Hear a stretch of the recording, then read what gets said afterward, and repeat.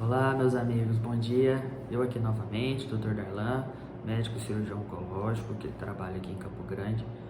Hoje eu gostaria de falar sobre um tumor que é menos frequente, mas que cada vez mais a gente tem visto casos, que são os tumores neuroendócrinos do aparelho gastrointestinal. Mas hoje eu queria destacar dois tipos principais, que são os tumores do intestino delgado e os tumores no apêndice.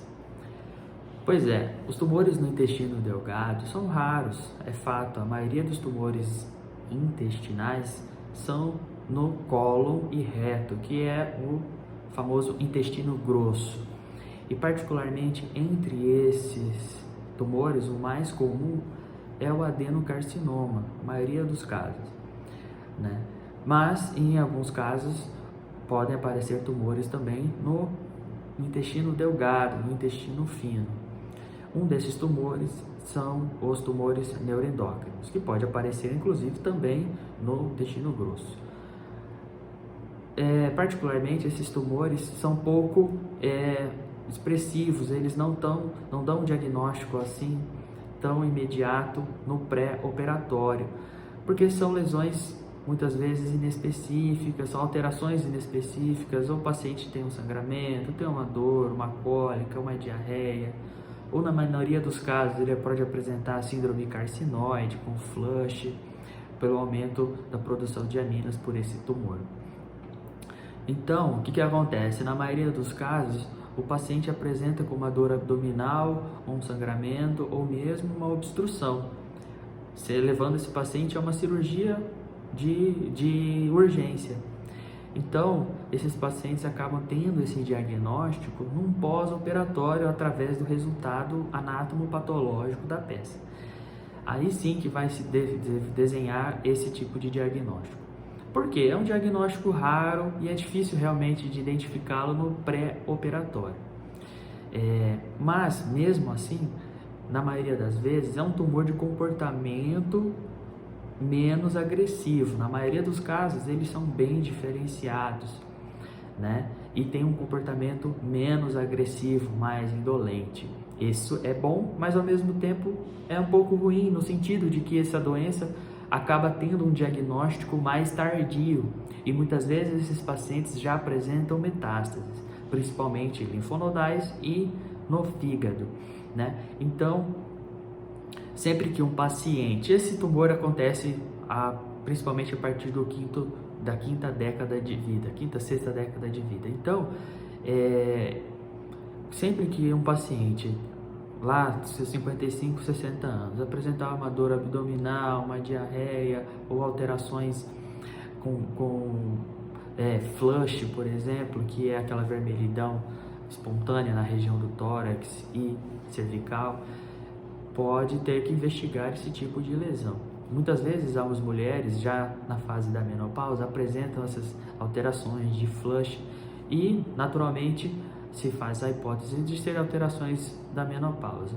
Mas em algumas situações um diagnóstico diferencial seria esse flush ocasionado por essa síndrome, que é a síndrome carcinoide.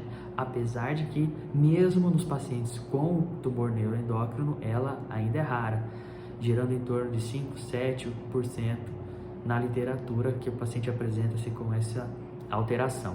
E essa alteração está muito relacionada à quantidade de aminas que esses tumores produzem. Então, também ela é ocasionada principalmente em pacientes que já têm uma doença um pouquinho mais avançada, né? E outra situação também são os pacientes que apresentam esses tumores neuroendócrinos no apêndice. Pois é, outra situação, pois os pacientes acabam indo ser operados por um quadro sugestivo de apendicite, um abdômen agudo inflamatório. E também é uma situação difícil de diagnosticar no pré-operatório. E aí esse paciente é submetido naturalmente à apendicectomia, né, suspeitando de um abdômen agudo inflamatório, e de repente vem na peça cirúrgica uma alteração sugestiva, vem na peça cirúrgica lá, o anatomopatológico pronto, né, como um tumor neuroendócrino.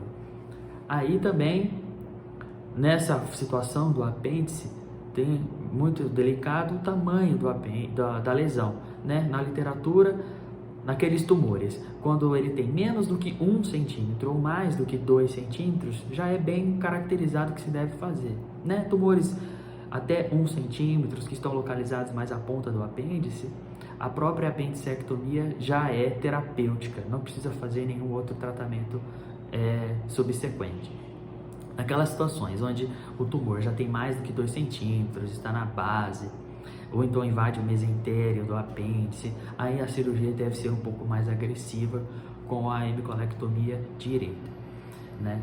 Então, são 2 situações com cânceres que tem o mesmo nome, em localizações próximas, né? Intestino delgado, o principal sítio no intestino delgado é no ilho distal, e também os tumores no apêndice cecal.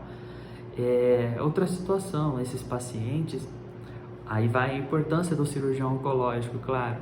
Esses pacientes, o tratamento é predominantemente cirúrgico, assim como a gente percebe que a maioria dos tumores que causam massas intraabdominais, o tratamento principal, curativo, que resolve o problema, passa sempre pela cirurgia. Pode se complementar, sim, com quimioterapia, com medicações orais, rádio, etc.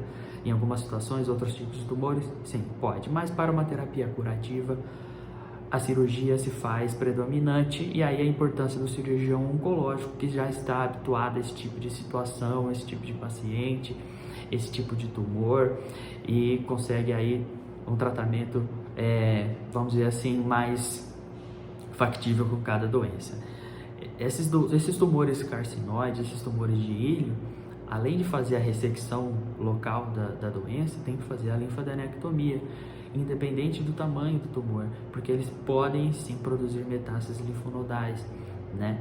Após isso, fazer uma investigação com tomografias de tórax, abdômen, ou mesmo ressonância, ou mesmo cintilografia com octreoscan, enfim, tem vários tipos de investigação que podem ser feitas, investigação com análogos da serotonina, investigação urinária, etc. Para quê? Para se fechar o diagnóstico e saber fazer o acompanhamento mais adequado desse paciente. Como eu disse, como o comportamento dessa maioria de doença é comportamento menos agressivo, por isso o tratamento cirúrgico é muito importante. Porque, veja você, as medicações quimioterápicas, elas agem principalmente nas células que estão se multiplicando, e multiplicando muito. Nesses casos, onde a doença se multiplica pouco, né? Onde o índice de mitose é pequeno, onde o Ki67 é baixo, esse tipo de lesão que não se multiplica assim, a quimioterapia não se faz tão efetiva. E aí a importância também da cirurgia para resolver definitivamente esse problema.